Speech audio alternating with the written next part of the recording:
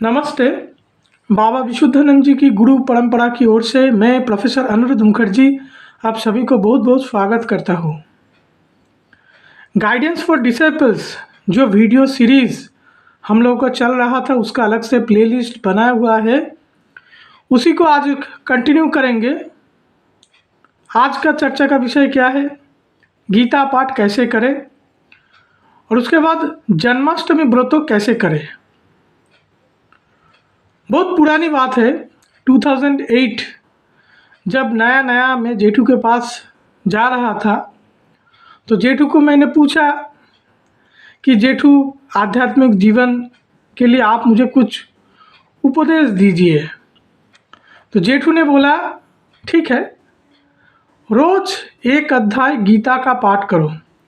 ये उनका पहले उपदेश था। दूसरा उन्होंने कहा था गायत्री करने के लिए, वो अलग बात है। तो रोज एक अध्याय गीता पाठ करो तो कैसे करें, तो उन्होंने मुझे जैसे बताया उसी को मैं सालों से उसी रूप से मैं कर रहा हूँ और ख़ुद से नया तो कुछ बताना नहीं है। जैसा उन्होंने सिखाया वैसे ही आपको कहना है। तो क्या है, ये गीता पाठ के लिए पहले तो मैं ये किताब यूज़ करता हूँ। यह रामकृष्ण मिशन का छोटा वाला पॉकेट गीता, तो इसको मैं साथ रखता हूँ। आप चाहे तो इसका बड़ा, इसका छोटा, रामकृष्ण मिशन आश्रम का किसी भी पब्लिकेशन उन लोगों का बुक स्टॉल रहता है, वहाँ से आपको ये किताब मिल जाएगा। तो इसके ऊपर मैं कहूँगा। बाकी अगर गीता प्रेस के गीता ले सकते हैं या दूसरे किसी मठ आश्रम या किसी भी पब्लिकेशन का गीता आप ले सकते हैं, जो आपको ठीक लगे। एक गीता होता है पढ़ने के लिए, रोज़ पढ़ने के लिए, पूजा पाठ के लिए, और एक गीता होता है उसका जो आध्यात्मिक व्याख्या किया गया है उसको समझने के लिए, उसको अंदर जाने के लिए। तो वो अभी जो किताब आप लेंगे वो अलग बात है। अभी जो किताब की बात करेंगे, छोटा सा गीता जो लेके आप कैरी कर सकते हैं आपके पूजा के स्थान में। अगर आप दूर भी, बाहर भी आप कहीं पे जा रहे हैं, उसको आप साथ कैरी कर सके, तो छोटा सा पॉकेट गीता। तो कैसे पाठ करें, पहले तो जेठू ने जैसा कहा था कि अष्टादश अध्याय में एकदम लास्ट वाला जो श्लोक है उससे शुरू करना है। क्या, यत्र जगतशर कृष्ण यत्र पार्थ धनुर्धर तत्व श्री विजय भूति ध्रुवा नीतिर्मतिर्मम। तो ये वाला है, तो इससे पाठ करना है। उसके बाद गीता का कोई भी अध्याय आप पाठ कीजिए।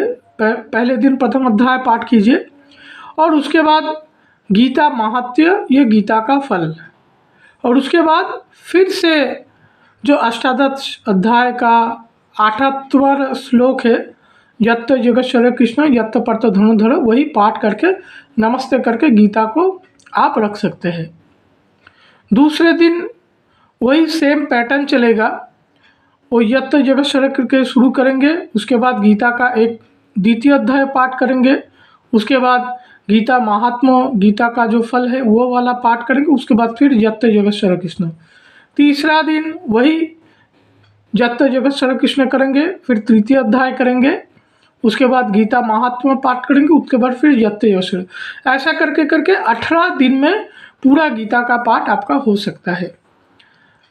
अभी चाहे तो इसको और आप जल्दी जल्दी कर सकते हैं। 18 अध्याय है, तो किसी के पास ज़्यादा टाइम है तो वो 3 अध्याय करके पाठ कर सकता है, 2 अध्याय करके पाठ कर सकता है। 2 अध्याय करेंगे तो 9वां दिन, 3 अध्याय पाठ करेंगे तो 6वां दिन, अगर 6 अध्याय करके पाठ करेंगे तो 3 दिन, और चाहे तो कोई समग्र गीता भी पाठ कर सकता है, जितने अपने हिसाब में है। पर याद रखिए ये बात कि पाठ अतिरिक्त जाप करना है। जो गुरु ने जो क्रिया दिया है, गुरु जी ने आपको जो साधना दिया है, उसके ऊपर ज़्यादा आपको महत्व देना है, उसके ऊपर ज़्यादा टाइम देना है, ना कि पाठ के ऊपर। कोई भी किताब आप जो पाठ करें, मैंने चंडी का पाठ आपको बताया, गीता का पाठ बताया, और भी कुछ वीडियोस मैंने बनाया है, तो किसका कितना इम्पोर्टेंस है वो आपको समझना है और इस हिसाब से आपको चलना है। तो जितना आप साधना कर सकते हो वो करो, उसके बाद थोड़ा टाइम निकल के गीता पाठ करो। ऐसा नहीं गीता लेके बैठ गए और बाकी गुरु का जो मूल काम है वो आपको ठीक से ना हो पाए। अभी गीता पाठ करने का अधिकारी कौन है? अधिकारी कोई भी हो सकता है, पुरुष हो, स्त्री हो, किसी भी जाति का हो, गीता पाठ में उनका समान अधिकार है, जैसा हमारा गुरु परंपरा ज्ञानगंज घराना जैसे कहते हैं। अगर ब्राह्मण पुरुष हो तो ही ओंकार का प्रयोग कर सकते हैं, दूसरा किसी का ओंकार प्रयोग का अधिकार हमारे गुरु परंपरा में दिया गया नहीं है। ओंकार छोड़ के पूरा गीता का पाठ कोई भी कर सकता है। अभी तीसरा सवाल एक आता है कि छंद छंद करके पढ़ना है क्या बिना छंद पढ़ना है? भाई छंद करके अगर आप पाठ कर सकते हैं वो अच्छी बात है, ये सिस्टम है, पर हम लोग साधारण गृहस्थ आदमी है, अभी उतना छंद कहाँ से आएगा? तो मैं तो वैसे ही एक मान रिसाइटेशन जो करना होता है अपने ही वो गुनगुन करके मैं गीता पाठ कर लेता हूँ, ये मेरा पद्धति है। अभी उसके बाद चौथा एक क्वेश्चन आता है, गीता पाठ जो श्लोक बताया जा रहा है उसको समझ के पाठ करना है या बस करके ख़त्म करना है? तो इसमें मेरा जो कहना है कि गीता एक सिद्ध मंत्र माला है, एकदम एकदम बहुत सिद्ध मंत्र माला। तो जैसे कोई इष्ट मंत्र का पुरस्चरण करते हैं, इष्ट मंत्र का जाप करते हैं, वैसे ही गीता का नित्य अध्याय नित्य जाप करते करते गीता को जब सिद्धि होता है, गीता जब इनर मीनिंग उसका बाहर आता है तो अंतरात्मा पूरा वो गीता का वो पूरा उसका वो भई प्रकाश वो पूरा आ जाता है। एक तो आप उसको जो श्लोक है उसका आप मीनिंग समझोगे, that is a theoretical part, कर सकते हैं, उसमें मना ही कुछ नहीं है। पर मेरा जो कंक्लूजन है कि गीता पाठ करने के लिए आपको उसका मतलब ज़्यादा समझने की ज़रूरत नहीं है, क्योंकि जितना संस्कार है, जितना बुद्धि है, अपने हिसाब से वो गीता का थियोटिकल मीनिंग निकालेगा कि ये श्लोक है तो इसका मीनिंग ऐसा आया। पर रोज़ गीता ऐसे ही पाठ करते करते जैसे इष्ट सिद्धि आता है, वैसे गीता सिद्धि जब आएगा, गीता का जो सार है वो स्वयं सब प्रकाश होकर आपका पूरा पर्सनैलिटी में, पूरा चरित्र में वो बराबर आ जाता है। तो चौथा जो सवाल था कि गीता पाठ करने के लिए क्या समझ के गीता पाठ करना है, मैं उसको समर्थन नहीं करता, बस गीता पाठ करना है, इतना ही। तो गीता पाठ अभी कब किया जाए? भाई गीता पाठ अब कभी भी पाठ कर सकते हो, जैसे मैंने चंडी के लिए कहा था कि गृहस्थ के लिए वो सुबह दिन के वक्त पाठ करना उचित रहता है, पर गीता पाठ आप दिन में कभी भी कर सकते हो। जब सुबह शाम जैसा आपका आध्यात्म काम के लिए आप बैठते हो, जब नित्य कर्म जब खत्म हो जाएगा उसके बाद थोड़ा सा गीता का एक अध्याय पाठ करके आप नमस्ते करके उठ सकते हैं। गीता पाठ सभी के लिए है। तो मुझे लगता है गीता पाठ संबंधित जितना भी सवाल है मैंने उनका पूरा आंसर किया। अगर इसको छोड़ के भी आपका अगर कुछ सवाल रह जाता है या मैं छूट जाता हूँ, आप बिल्कुल कमेंट सेक्शन में पूछ सकते हैं, मैं उसका पूरा जवाब देना मैं कोशिश करूँगा, सो दैट उसके बाद अगर कोई दर्शक मेरे वीडियो देखते हैं उनका भी वो क्वेश्चन का आंसर आप मिल जाए। तो गीता पाठ कैसे करें इसको हम यहीं पे ख़त्म करेंगे। अभी जो दूसरा सवाल था कि जन्माष्टमी व्रत कैसे करें, देखिए बाबा विशुद्धानंद जी का जो गुरु परंपरा चल रहा है, बाबा विशुद्धानंद जी का जो शिष्य है उन लोगों के लिए 3 व्रत मानने लायक है। क्या है? एक तो शिवरात्रि व्रत, ये एकदम टॉप प्रायोरिटी, उसके बाद दुर्गाष्टमी व्रत, तीसरा है जन्माष्टमी व्रत। जन्माष्टमी व्रत बाबा विशुद्धानंद जी के जितना भी शिष्य है, भक्त है, जो बाबा को मानते हैं, उन लोगों के लिए ये अनिवार्य काम है, ऐसा करना है। तो फिर कैसे करें? अगर आपके घर में गोपाल जी नहीं है तो आप किसी मंदिर में जाके जन्माष्टमी व्रत आप बिल्कुल कर सकते हैं। क्योंकि अगर आप आपके घर में गोपाल को लेके आएंगे तो जैसे मैंने आपको शिव पूजा या नारायण पूजा कैसे करें, जैसे मैंने आपको कहा था, गोपाल का भी फिर आपको नित्य भोग पूजा आपको करना है। रोज़ उनको सेवा करना है, उनको भोग प्रसाद देना है, प्रणाम करना है। जैसे भगवान को साधते हैं उस हिसाब से आपको रोज़ साधना है। जन्माष्टमी व्रत साल में तो एक बार ही करना होता है, पर इस वजह से अगर भगवान कृष्ण को आप लेके आएंगे, आप बिल्कुल ला सकते हैं। मेरे घर में है तो गोपाल जी को सेवा मेरा माताजी करते हैं, वो मेरे डिपार्टमेंट में वो नहीं आते अब तक। तो आप चाहे तो बिल्कुल गोपाल जी को आप लेके आ सकते हैं, पर जन्माष्टमी व्रत साल में एक बार होता है। अगर आपके घर में गोपाल जी नहीं है तो आप आपके जो बगल में जो मठ मंदिर कुछ भी है वहाँ पे जाके आप बिल्कुल व्रत पालन कर सकते हैं। पर जन्माष्टमी व्रत हम लोगों के लिए ये मानने लायक है। तो कैसे करें? पहले तो जिस दिन जन्माष्टमी का पूजा होगा, जन्माष्टमी का पूजा शाम के वक़्त होता है। कभी दिन में सुबह जन्माष्टमी का पूजा नहीं होता है।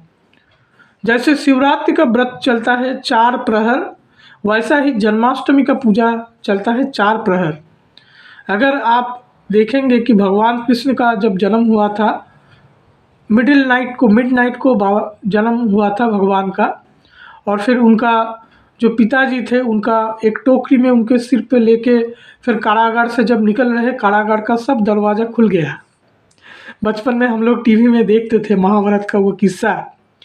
तो जन्माष्टमी व्रत का जो मूल क्षण है वो आता है मिडनाइट को।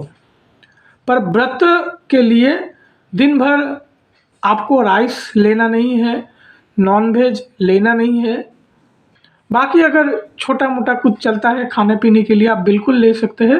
राइस नहीं ले सकते, नॉनवेज आइटम नहीं ले सकते हैं।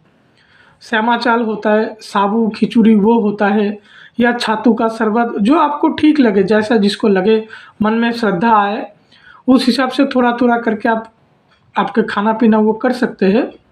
शिवरात्रि व्रत में इसको मैं और डिटेल से मैंने समझाया है। खैर, तो उसके बाद शाम के वक़्त 6 बजे को आपको पूजा के लिए बैठ जाना है। तो चाहे तो 4 प्रहर करके पूजा आप कर सकते हैं, पर हमारे जो वर्धमान विशुद्धाश्रम है वहाँ पे जन्माष्टमी का व्रत का पूजा शाम को एक ही बार में पूरा वो हो जाता है। और मैं भी अपने घर में वो एक ही बार में पूरा मैं कर लेता हूँ, मैं ऐसा करता हूँ। और जन्माष्टमी व्रत का जो पूजा होता है वैसे ही जैसा पंचदेवता का पूजा, आसन शुद्धि, ध्यान शुद्धि, आसन शुद्धि, जल शुद्धि, पुष्प शुद्धि, उसके बाद न्यास करके खुद का भूत शुद्धि वो पूरा करना होता है। उसके बाद पंचदेवता का पूजा करना होता है। उसके बाद गोपाल जी का वो पूरे संकल्प लेके फिर जन्माष्टमी व्रत का संकल्प लेके गोपाल जी का पूजा करना होता है। भोग निवेदन होता है, आरती होता है। हर एक पूजा के लिए एक ही पैटर्न वो चलता है। और उसके बाद जन्माष्टमी का जो व्रत कथा है वो आप चाहे पाठ कर सकते हैं। तो ऐसे वो हो जाता है पूजा पूरा। और 4 प्रहर का जो पूजा मैं एक ही प्रहर में वो शाम को मैं कर लेता हूँ। रात को मैं अपने जो जाप साधना मंत्र का पूरा जो वो सब है वो मैं अपने टाइम जितना जो मिलता है उस हिसाब से मैं करता रहता हूँ। वो चलता है। रात को चाहे तो आप हवन भी कर सकते हैं, जितना और भी रिचुअल्स है, जितना आपका प्रैक्टिसेस है, भगवान को पूजा करके भगवान को प्रसन्न करके आप पूरा वो अपने काम में आप लग जा सकते हैं। उसमें आपको ज़्यादा लाभ मिलता है। तो जन्माष्टमी का व्रत तो फिर रात भर चलता है, उसमें रात को सोना नहीं होता है। पर जैसा मैं कहता हूँ कि हमको कल सुबह अगर आपको ऑफिस जाना है तो रात भर जागा तो नहीं जा सकता, तो उसको प्रैक्टिकली भी उसको टैली करके आपको देखना है कि कितना क्या किया जा सकता है। आपका व्यावहारिक काम उसमें नुकसान नहीं आना चाहिए। तो अगले दिन सुबह कुमारी अगर कर पाएंगे, उसको कहते हैं नंदोत्सव। नंदोत्सव में जन्माष्टमी का वो कंटिन्यू पाठ है। उसमें फिर से गोपाल जी का जैसे नित्य पूजा होता है वो पूजा आप कर सकते हैं। मंदिर में अगर करें, मंदिर में जाकर फिर से पूजा कर सकते हैं। और उसके बाद कुमारी करना अनिवार्य है। कुमारी पूजा करने के लिए कैसे करें इसके लिए भी वीडियो मैंने बनाया हुआ है, उसको आप फॉलो अप कर सकते हो। अगर कुमारी भोजन पॉसिबल नहीं हो रहा है तो ब्राह्मण भोजन के लिए भी आप कोशिश कर सकते हैं। तो ऐसे करके जो जन्माष्टमी व्रत है आप बिल्कुल कर सकते हैं। मैं करता हूँ, सालों साल, बहुत साल हो गया करता हूँ, हर साल मैं करता हूँ। तो आज के लिए जो हमारा चर्चा था गीता पाठ कैसे करें, मुझे लगता है आपके लिए लाभदायक रहेगा। जन्माष्टमी व्रत कैसे करें इसके ऊपर अगर आपका कोई सवाल है बिल्कुल आप कमेंट सेक्शन में पूछ सकते हैं। मैं जितना मेरा खुद का समझ है मैं बिल्कुल उसका उत्तर देने का कोशिश करूँगा। आज के लिए इतना ही। आप लोग सब बहुत बहुत अच्छे रहिए। नमस्ते।